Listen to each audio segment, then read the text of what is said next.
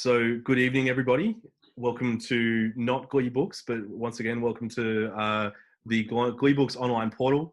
My name is James. I'm the events manager at the shop, and it's a pleasure to be here on behalf of the business, but also on behalf of Hardy Grant. I also want to cover a little bit of housekeeping. First of all, as everybody here has already done, which is great, please remember to keep your microphones off as well as your videos. And please don't share your screens. If you would like to ask Clive a question, please write them down in the chat box, which you can find just next to the share screen button at the bottom of your screen, just to the left of that green share screen icon. As I mentioned in the email that I sent out with this link, there were a couple of problems with some previous events that Clive's had. So if for whatever reason we do have a dropout and we lose the feed, what we're going to do is we're going to pivot to a different platform, and Chongi and Clive are going to have that conversation. They're basically going to pick up where they left off, and we're going to record that, splice the two videos together, and put it onto YouTube. So you'll still be able to see the whole conversation, which would be really, really good. But that is enough from me, because I would like to introduce Clive Hamilton. Clive's reputation no doubt precedes him. He is an author and an academic whose books include Silent Invasion, Growth Fetish, Defiant Earth, and of course, this latest book that he'll be discussing, Hidden Hand. He was the executive director of the Australia Institute, which he founded, and he's currently a professor at 찰스스터트 University in Canberra. Tonight, he's going to be in conversation with Dr. Chongyi Feng. Chongyi is an associate professor in China Studies at UTS and an adjunct professor of history at Nankai University in Tianjin. He is China's first holder of a PhD in contemporary Chinese history and served as head of China Studies at UTS for 11 years during 1995 to 2006. And incidentally, Dr. Chongyi Feng was also one of my teachers, and I can highly recommend his class. Hey, But so, that is more than enough for me. I will let these two wonderful academics get on with the conversation. And so, yeah, I'll look forward to seeing you all in the audience Q&A.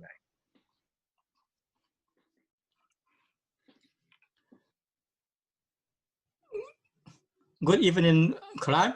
Good evening, everyone. I have the privilege to read the book a little bit earlier.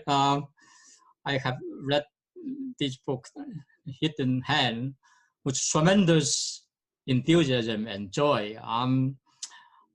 It's a brilliant sequence to another book by Clive, Silent Invasion. I'm deeply impressed by the depth and the breadth of the new book. Actually, I'm jealous. China Studies is my field. I should be able to write a book like this. So I'm jealous in that way.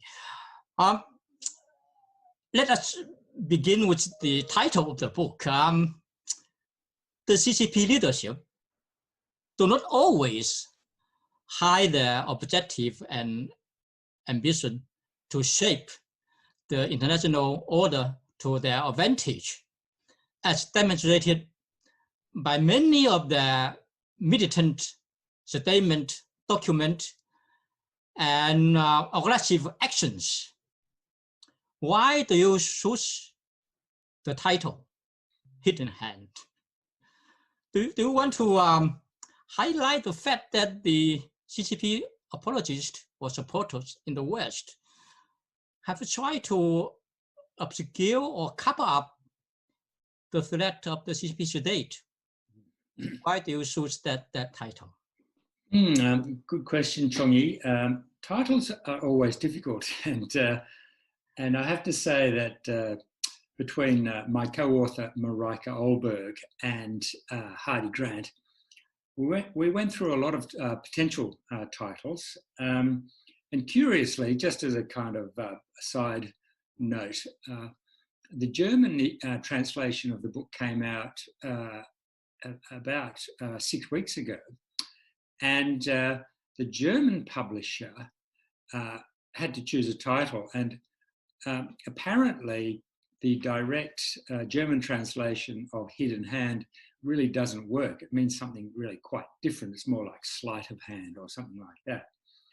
And so the title they chose in German means silent invasion. So it's a kind of curious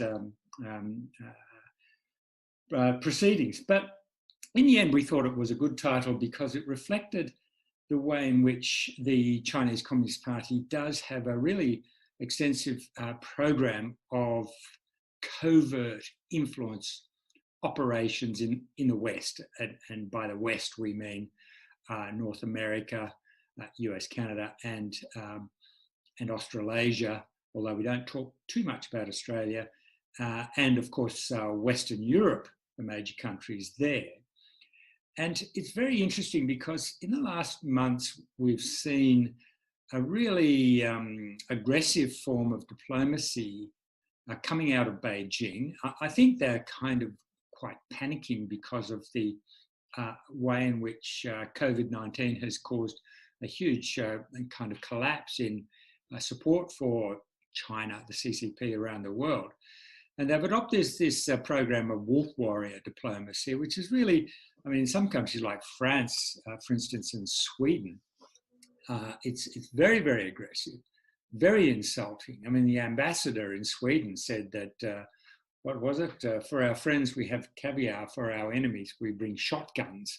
And he's referring to Sweden, which refuses to kowtow. Now, there's a real danger in this, that people think of the CCP or Beijing as being represented by this very aggressive and blatant propaganda. But we argue in the book, and it was the same in Silent Invasion, that in fact beneath that, deep beneath that, there has been a long-lasting and very subtle process of covert influence in the West. And we can see it on the one hand, if we look on the kind of Chinese side, if you like, we can look at it in the activities of the United Front Work Department and the broader program of United Front Work, which extends across all party members, which on the face of it is all about building China-Australia, for example, trade and establishing people-to-people dialogue and cultural exchange and so on and so forth. But in fact, it's really centrally coordinated by the Chinese Communist Party and its agencies in Beijing and through the provinces to advance through influence operations the subtle perceptions, to change people's perceptions of the CCP and China in the world. And so if we come over to the kind of Western aspect of it, one way of looking at it, and we talk about this, I mean, in a way, when I think about it, both Silent Invasion and this later book, Hidden Hand, they are as much as anything psychology texts. You know, they're about how the CCP uses techniques developed over many decades and taught in training programs to cadres, subtle psychological influence techniques. And we see it, a kind of terrific example came up quite recently in Australia with Andrew Forrest, you know, the mining magnate in Western Australia, who famously staged this event where he was announcing these 1 million masks that he'd managed to import into Australia through his friends and connections in China, and then he kind of hijacked the meeting by suddenly, out of nowhere, the Melbourne Consul General appeared. Now, if you look at what Andrew Forrest has been saying over some years, and he certainly gets a mention in Silent Invasion, he is a very unapologetic, blatant apologist for Beijing and the Chinese Communist Party. I mean, he doesn't talk about the party ever. He talks about China. But I'd like to make this final point on Hidden Hand and the covert operation, the subtle psychological techniques. Some people say, oh yeah, Andrew Forrest, he's become a billionaire because he exports so much iron ore to China. So of course he would say these kinds of things. But I actually think that that's quite a crude way of understanding it, that he is just responding to money and that somehow he thinks something else, but he's strategically deciding to say all of these are, pro-Beijing, pro-CCP commentaries because he wants to keep the money flowing. He doesn't want to make Beijing unhappy. I don't think that's what's happening at all. I think that if Andrew Forrest sold all of his shares and divested himself of everything tomorrow, so that he had no financial interest in China whatsoever, he would continue to say the things that he has been saying because he believes it. And he believes it because they've been working on him in a subtle way over many years. And he sees himself as a, and I have to put this phrase in quotation marks because it's pregnant with meaning, he sees himself as a friend of China. And that means that he has been groomed in a way that makes him believe that that keeping Beijing happy is in the interests of Australia. Thank you, Clive. I think when the audience read your books, they will have a better understanding of your choice of the title. Okay. In my reading, empirically, this book is a very rich, book. You have mobilized a whole range of primary sources and materials covering entire area of politics, economy, diplomacy, culture, media, academia, security, espionage, and my favorite, the Chinese diaspora, everything. But instead of using secret files, you choose to rely on, or predominantly rely on, publicly available material for your book, including government documents, official speeches by Chinese communist leaders and leaders in democracies, media report, and think tank report. All of that is all publicly available material. Why do you choose to do so? Well, I mean, to be frank, Chong-Yi, if we had access to secret documents, then we would have used them. But unfortunately, no brown paper bags turned up in my post office box. I wish they had. But there's a serious point here, and that is that much of the work of intelligence agencies around the world and in Australia involves publicly available information. But that might make it sound a little bit simple, but in fact, as you know from reading the book and looking at as an academic, I'm sure you do what I do, and you're constantly going to the back to look up the footnotes. Where do they find that? I haven't seen that. How is that supported? So yeah, I mean, nearly a third of the book is endnotes, and there's also a glossary and of course a thorough index. So I'm a strong believer in good indexes.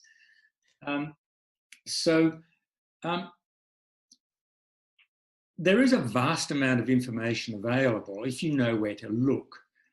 And when you're writing a book like this, to do the research, a lot of the research, or a fair proportion of the research, it's all in Chinese language documents now. As you know, I don't speak Chinese, but you need to have three kinds of skills to do that research. You need to have very good Chinese language. You need to know where to go to look in the kind of obscure corners of the internet in China, and indeed in Chinese language sources in Australia. Newsletters of United Front organisations, chat groups, Weibo, all kinds of sources in Chinese. And the third skill you need is to be able to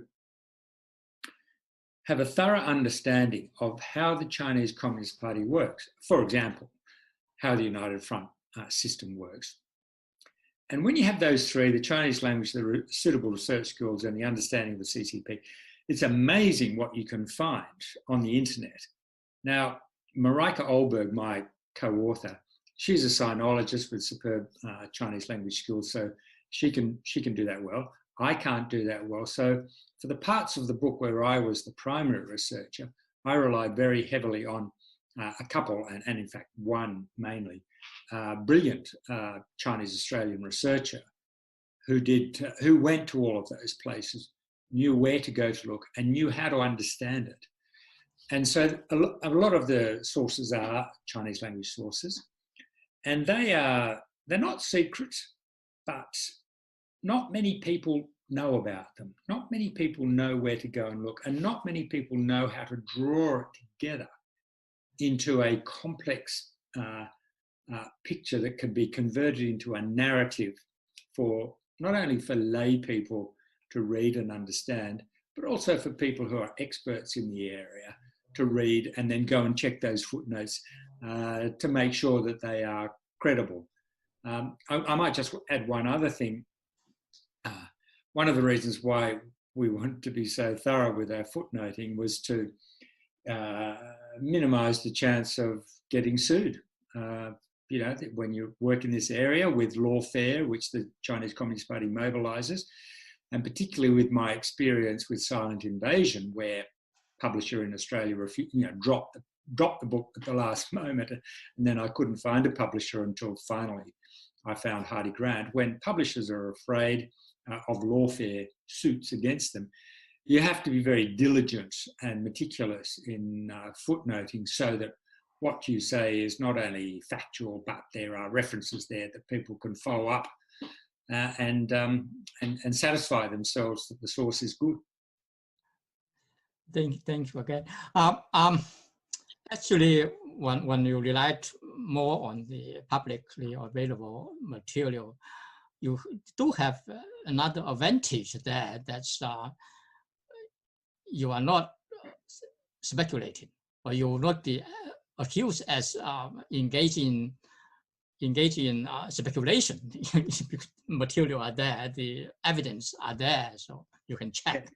Or indeed doing what journalists often do when they just talk about sources have told the journalist such and such, and of course they can't reveal their sources because they might be former ASIO officers, or they might be public servants or senior people in Parliament House who can't be identified. And so there's always this doubt, well, who are these sources? Are they credible? Did the journalist just make them up? I mean, journalists occasionally, discreditable ones, have been known to do that. So no, we don't do that. No, that's not true. On one occasion we did with a person I spoke to in Washington, who was a very credible source, but unfortunately I couldn't name him. Certainly not at the time. Perhaps I could now, because he's left the White House. Yes. I'm going to ask another question, but for the audience, if you have any question, please go to the chat box and write down your questions there, and then James will take it up toward the end of the event. Like you have chosen a lot of democratic countries as case studies. The countries in North America, in Asia, in Europe, in Oceania, many of them.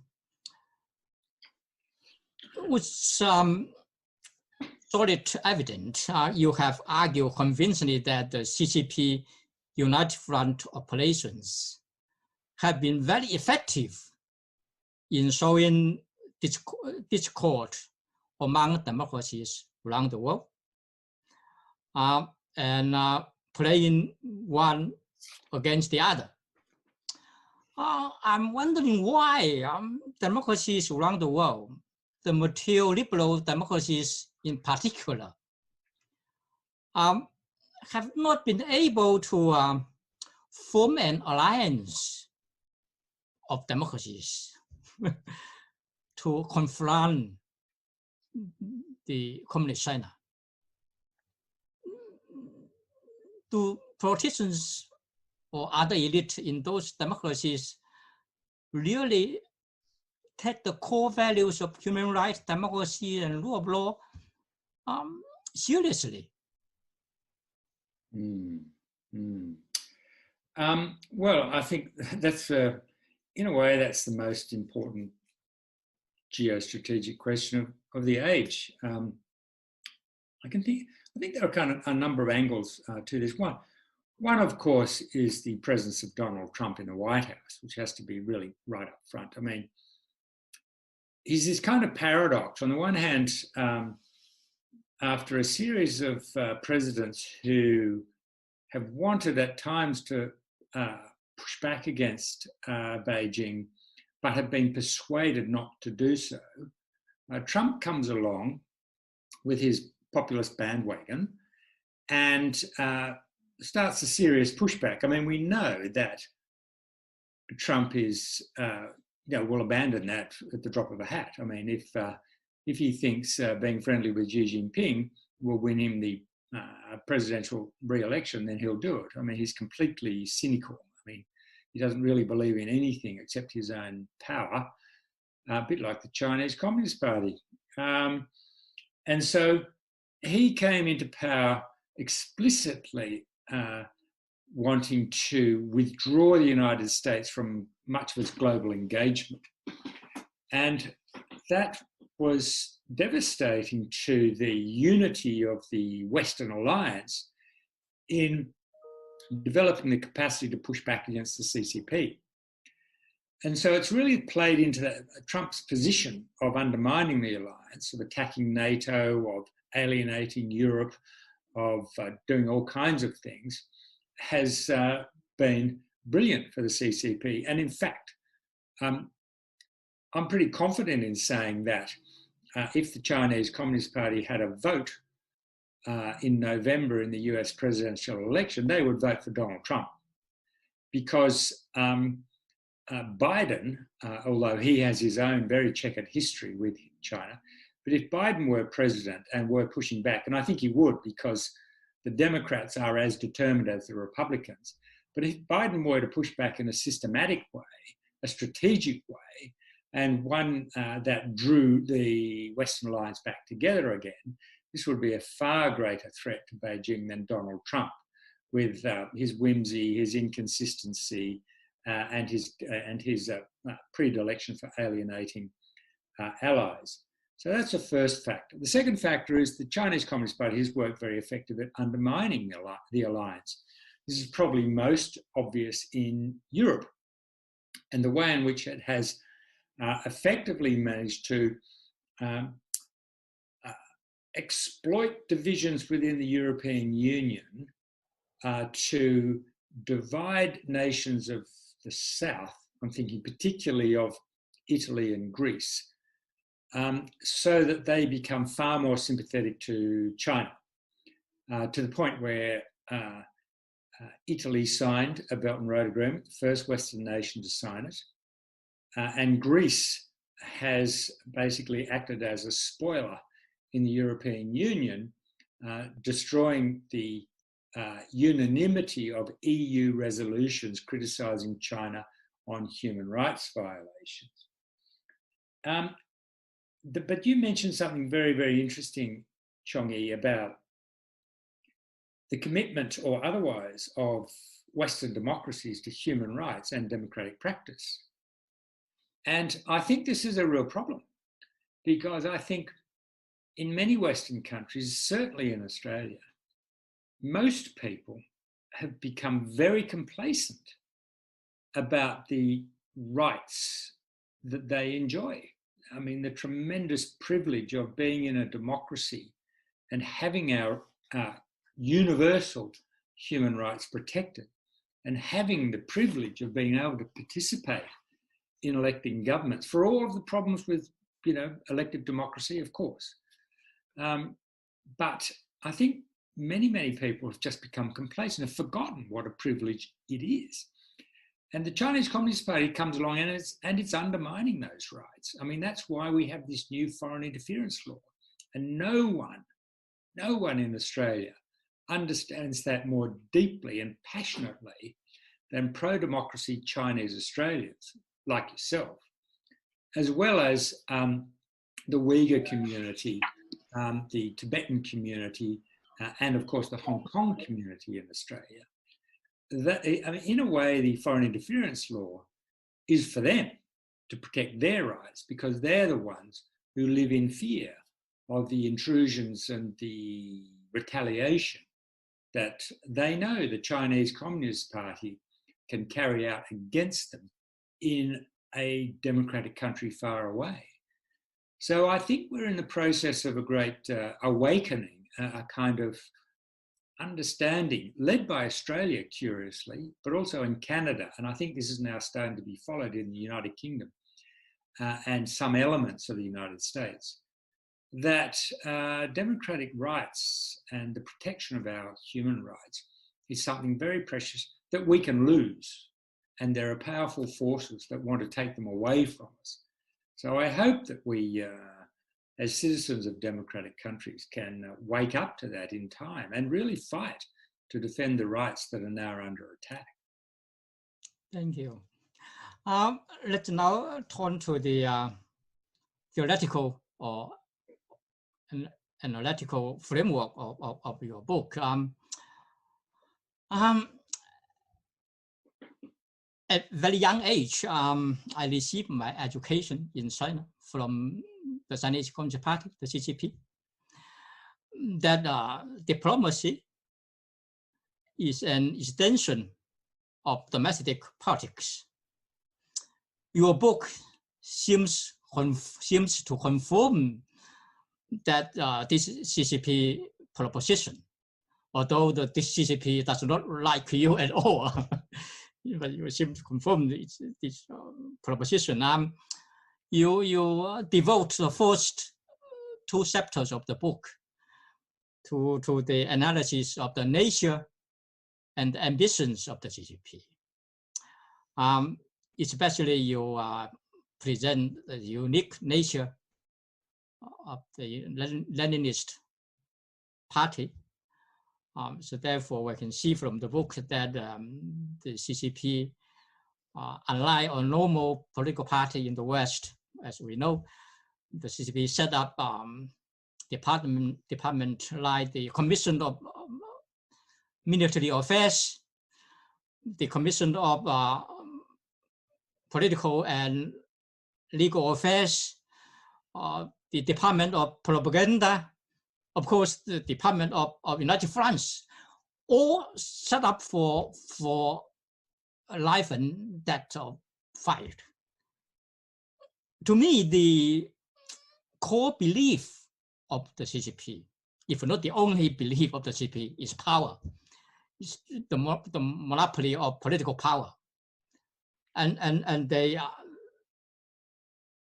have done everything possible to engage in life and death struggle, to stay in power forever. Am I right to say that you trade the CCP objective and ambitions to shape the world, and hence the root cause of the CCP threat to democracies around the world,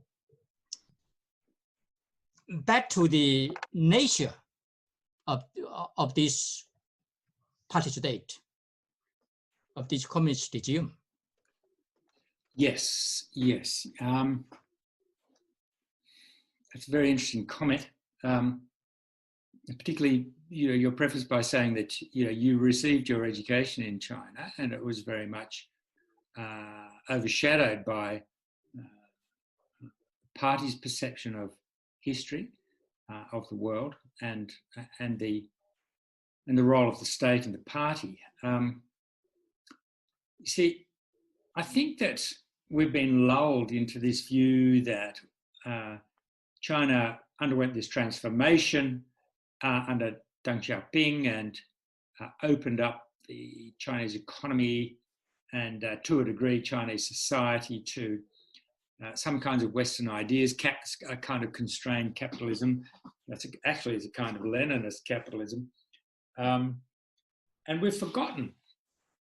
And Xi Jinping is reminding us, for those who care to look at what he says in China and party documents and the resolutions passed at party congresses, Xi Jinping is very, very much in the tradition of Lenin, Stalin, and Mao. Lenin, Stalin, Mao, Xi. I mean, it's a natural progression if you look at the ideology and the practice. And so John Garneau gave a speech, an internal speech to the Department of Prime Minister and Cabinet and other senior public servants in Canberra. I think it was around 3 years ago now, or 2 years ago perhaps. And it was an astonishingly brilliant insight into what the modern Chinese Communist Party believes in, what its objectives are, and how those beliefs and objectives are very, very deeply rooted in Stalinism, Leninism, and Maoism. That the Chinese Communist Party under Xi Jinping is very much in the tradition. And John Garneau talks about a deep belief arising from Mao in Wu Wei, and that is two kinds of power. One is military power, and the other is ideas, the power of ideas. And this is why, and we talk about this a lot in the book, with the concept of discourse power or discourse control, CCP terms. The CCP sees itself involved in an ideological struggle, a life and death ideological struggle with the West. And the basic Western ideas which we take for granted, universal human rights, constitutional democracy, a free press, these are seen as profound threats to the power of the Chinese Communist Party. And so the battle of ideas is exceptionally important. Words really, really matter. What intellectuals do really matters. Propaganda matters enormously. We tell the story, for instance, of the evolution of the notion of soft power developed by Joseph Nye in his book 1990-91, I think it was, about US soft power. And CCP theorists and senior party leaders saw, when this book came out, they saw Joseph Nye's ideas as extremely threatening. They saw this as a confirmation of the fact that the West is engaged in an ideological war, that it is the master of soft power, and it's using its soft power in order to infiltrate China, undermine it, and defeat the Chinese Communist Party. And then a young theorist came along and reinterpreted it and said, well, no, well, that might be the case, but we can actually use this to our advantage. But instead, with the concept of soft power, it was always, and this is the point Marika makes, much more emphasis on the power aspect of it. And so from then on, and particularly under Xi Jinping, the party has put an enormous effort, including a great intellectual effort coming from party theorists, the thinkers of the party, into how China under the CCP can advance its discourse power in the world. In other words, to win the ideological battle by influence on thinkers, on opinion makers, on think tankers, on politicians in the West. And we document this in quite some detail. In a way, it's kind of the main theme of the book, the battle over discourse power. And let me finish on this one point, which I think illustrates the point very, very dramatically, at least it does for me. The Global Times, I think it was the Global Times, yes, which, as you know, is the party's kind of nationalist tabloid English language daily. It's part of the People's Daily stable of propaganda organs. A few years ago, it published an article which kind of let slip something very, very important or significant, and that is, it said, the Great Firewall of China, which exists to block Western ideas from corrupting and polluting the minds of Chinese people, is only a temporary device to prevent these poisonous ideas getting into China. And it's temporary because CCP believes that it will win the battle of ideas. It will succeed in making the ideas of the Chinese Communist Party the dominant ideas throughout the world. And when that happens, they will be able to take down the Great Firewall, because there will not be any hostile ideas throughout the world threatening to pollute the minds of Chinese people and corrode the power of the Chinese Communist Party. If that happens, that will be the end of the world for life. Yes, that will be total victory. When the Chinese Communist Party takes down the Great Firewall of China, it will be either total victory or total defeat. Sorry for that. Just another aspect of your framework. There are so many misconceptions and false assumptions or misleading academic arguments about China, long as you take pains to deal with those misconceptions or false assumptions or misleading arguments. In silent invasion, you focus more on the agency. You name a lot of PRC supporters, including the innocents, the realists, the capitulationists, the dear friends, and the appeasers. But in this new book, Hidden Hand, you shift to focus more on the structure. So you provide analysis of the structure. In particular, you analyze how democracies around the world led the CCP to have its way in dominating or manipulating key international organizations, such as the United Nations and the World Health Organization. And also in promoting the CCP alternative definition of multilateralism, terrorism, internet governance, and human rights, all that. Will you tell us more about how your book explains this suicidal course taken by the democracies around the world? Thanks, Chong-Yi. It's interesting your observation that you make about the two books. You know, as you say, in Silent Invasion,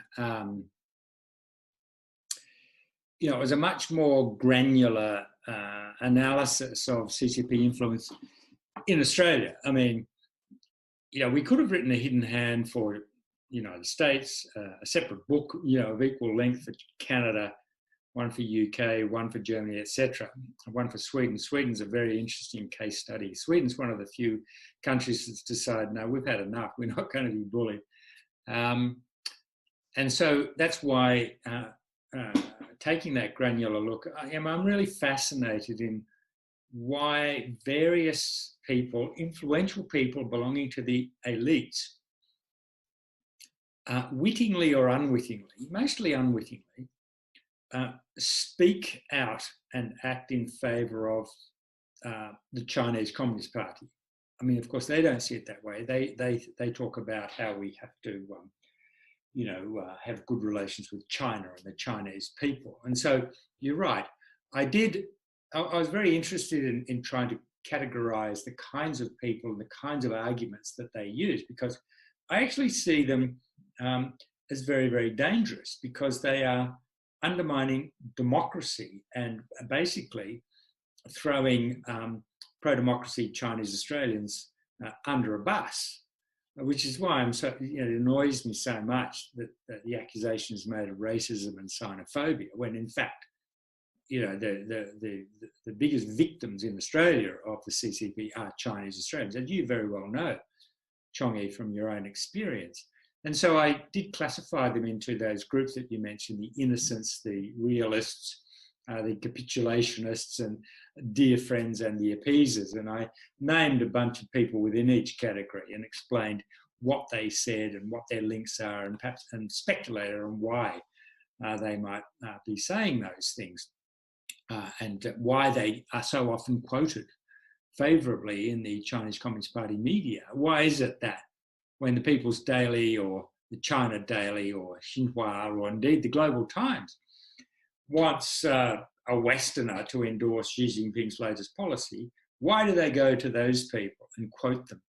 Why, when they want to attack someone like you, do they go and ask, certain well-known individuals to actually be the bulldogs for them? Now, in this book, as you say, we tend to focus a bit more on structure. It's partly because we wanted to show how the structure, for example, of United Front operations has a very, the blueprint for United Front operations is exactly the same in every country. Although the CCP varies it according to the circumstances. I mean, we talk about how the CCP, let's say the embassy in each country and its counterpart back in Beijing, has a kind of power map. I mean, they know and they study carefully where the power lies in each country, each political economy. In some places, in the United Kingdom, for example, the City of London, the centre of finance, is extremely important as a centre of power. So they put a lot of resources into that.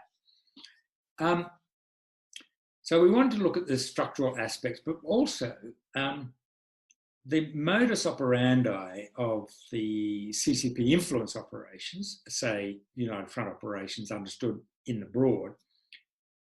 They don't target institutions, they don't target corporations, they don't target political parties as such, they target individuals.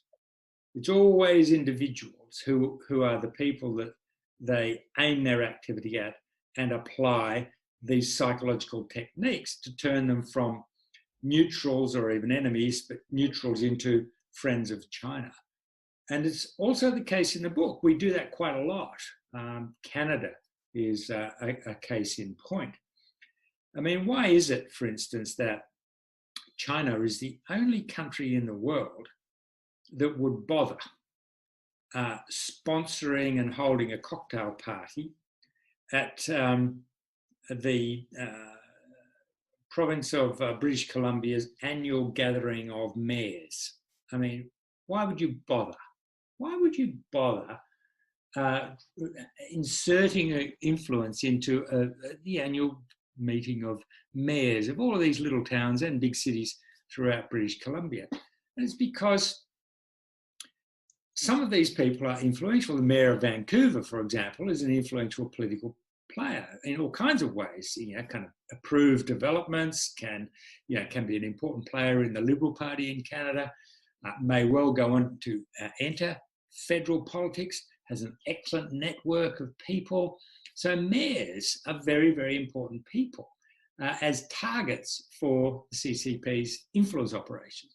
So we needed to talk about why they would bother. I mean, no other country bothers doing that, but China under the CCP does. And going from the kind of small towns to global institutions, to answer the final part of your question, the CCP has put a huge amount of effort into the United Nations and its various agencies. China, if you look at the various departments. There are some 10 or 12 departments of the United Nations, social affairs and environment and all kinds of other departments. 4 of those departments are now headed by Chinese nationals who answer to the CCP. If they don't, they're gone. Simple as that. Whereas the United States, Britain, France, I think, they each have 1. So CCP has put a lot of effort, and so we spent a bit of time looking at the WHO. This is before the coronavirus. We identified the WHO as an organisation that has been penetrated and influenced. So we looked at how the WHO was behaving under the influence of the CCP, the way in which it had cast out Taiwan. They couldn't even have observers there. The way in which, also in the human rights organisations, a Uyghur representative wanted to come along and talk about oppression of Uyghurs. Sorry, banned from United Nations organisations. A media person representing a Uyghur organisation, sorry, banned. You can't come and cover United Nations proceedings. So this is deeply, deeply disturbing, and the world has barely woken up to this. And we've let it all happen under our noses.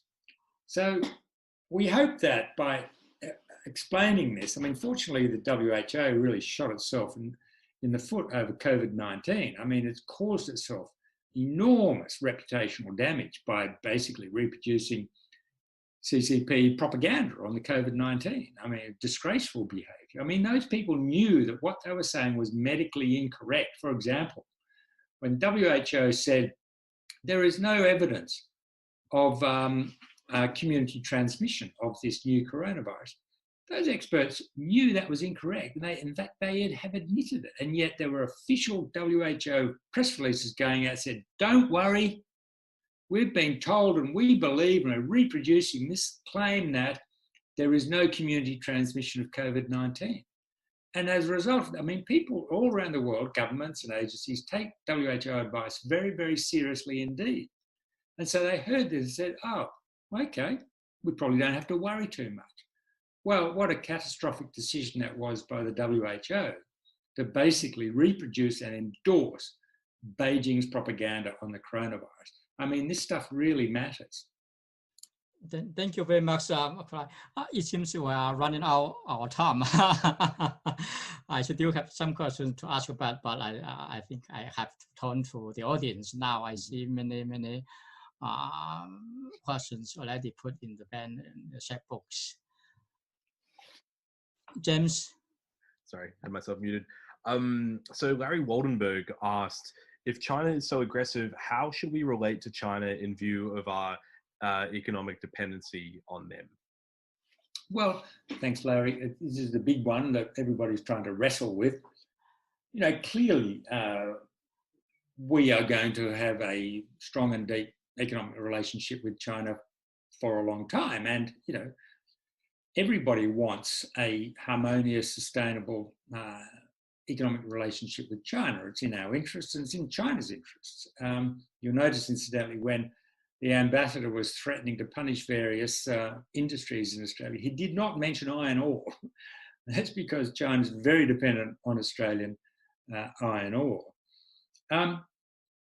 But the CCP is the world's master at what's sometimes called economic diplomacy, which is really kind of economic blackmail of other countries to gain political outcomes. And we've seen this in Australia in the last 2 or 3 months in a very kind of ruthless and obvious way. So this is a big problem for a country like Australia, because Beijing is saying, well, you know, we're going to punish you economically unless you capitulate to our political demands. And so we're confronted with this issue of how much do we give away our independence as a democratic decision-making nation in order to appease the nation that plays a significant, it's often overstated, but a very significant role in our economic health. And so I think that what actually, you know, I'm not a fan of the Morrison government. You know, I come from the left very much. I'm a member of the Greens, but I think that the way the Morrison government is handling this situation is absolutely the correct way to handle it, and that is to very calmly but firmly say, these are questions of principles here. These are questions of our sovereignty, of our democratic decision-making. When we call for a global independent inquiry, that's a perfectly legitimate, reasonable thing to do. And we're not going to capitulate as a result of this economic blackmail. I think that's the only way for a nation to respond and maintain its self-respect. Having said that, there are a number of industries that are particularly vulnerable to blackmail. In fact, I mentioned them in many of them in some of the main ones in silent invasion, and picked out tourism and universities, which are heavily dependent on money flowing from China, and lo and behold, they've now been targeted. So I think some of those sectors, having talked about it for years, now seriously looking at ways they can diversify. Some will be able to. It will take a long time. Some won't, and they might just have to wind back their expectations. But let me just finish. This is a big topic. Let me just finish by making this one point. And this might relate particularly to the wine industry. Now, the wine industry in Australia over the last 10 years has experienced this incredible boom in export sales to China. In fact, a lot of our top vintages now go to China because wealthy Chinese people are willing to pay more for it. That's how the market works. Now, and the wine industry has been making money hand over fist. Now, I noticed that when things go a little bit awry, including now, because they're really quite worried that they're next on the hit list of Beijing, they start whinging and whining about how this is terrible and maybe Canberra should back down and appease Beijing. I would just like to send this message to the executives of the wine industry, if I can. You've been making money hand over fist by exporting to China for a long time. What provision have you made for exactly this kind of situation? How much have you set aside for the sovereign risk which you must know exists, or if you didn't, you are a really poor business person? And so you have to take this risk, and you must not go to the government and ask for compensation, and you must not ask Australians to sacrifice their values so that you can continue your exports to China and make money in the way you have for the last decade. Clive, to kind of tangent off what you were saying about the way the Morrison government has been handling this situation, Marco has asked a question about why or what is preventing the left in Australian politics from speaking out more strongly about China. Yeah, look, I think obviously this is a fantastic question. Thanks, Marco. And, it's one I've thought about a great deal since Silent Invasion came out, because most of the attacks on me have come from the left, from my, comrades, let's say, on the left. And I think there are a number of reasons for this. I mean, one is during the Cold War, and being someone from the left, I kind of have an advantage in understanding where people might be coming from. I mean, during the Cold War, many people on the left implicitly supported the Soviet Union, or at least were glad that the Soviet Union was there, and were willing to overlook the human rights abuses and the invasions and bullying and so on, because it was a counter to the United States. And so people on the left thought, for all of its faults, the Soviet Union is there as a bulwark against the United States. And I think exactly the same kind of mentality is going on here. And I would just caution people on the left who think that way, that people who support totalitarian and brutal regimes, history always catches up on them, and they look pretty damn bad when push comes to shove. And so I think that our critique of the United States is a separate debate. let's talk about the US and all of its problems and all of its adventures overseas, some of which we in Australia have joined. But this is not about the United States. This is about China under the CCP. So let's confine the debate to that and not allow this kind of whataboutism which distracts us. Of course, the other big reason is the terror, if I can put it that way, on the left about racism and xenophobia, which grows legitimately out of Australia's pretty appalling history. I mean, not pretty appalling, appalling history. But I think we shouldn't allow what I referred to sometimes as xenophobia, our fear of being accused of racism, to divert us from what is really going on here. Because the greatest beneficiary politically from attacking people like me, it's a lot harder to attack people like Chong-yi as being racist. It's the CCP that benefits from that. And they're constantly playing it up in the CCP media about, you know, this is all McCarthyism, racism, xenophobia, there's nothing to it. And this is, the whole problem is Australia's fault. It's the darkness of the Australian soul that's causing all of this. It's nothing to do with the CCP or China. And that's why we must always insist on a very, very clear distinction between the Chinese Communist Party and China and Chinese people. Nothing I've said in Silent Invasion or Hidden Hand is a criticism of the Chinese people. Nothing. And people like Marika and myself are very, very strong supporters of people of Chinese heritage who oppose the totalitarianism of the CCP, whether they are Chinese heritage people in Australia or in Hong Kong or wherever in the world they might be, Taiwan, for instance.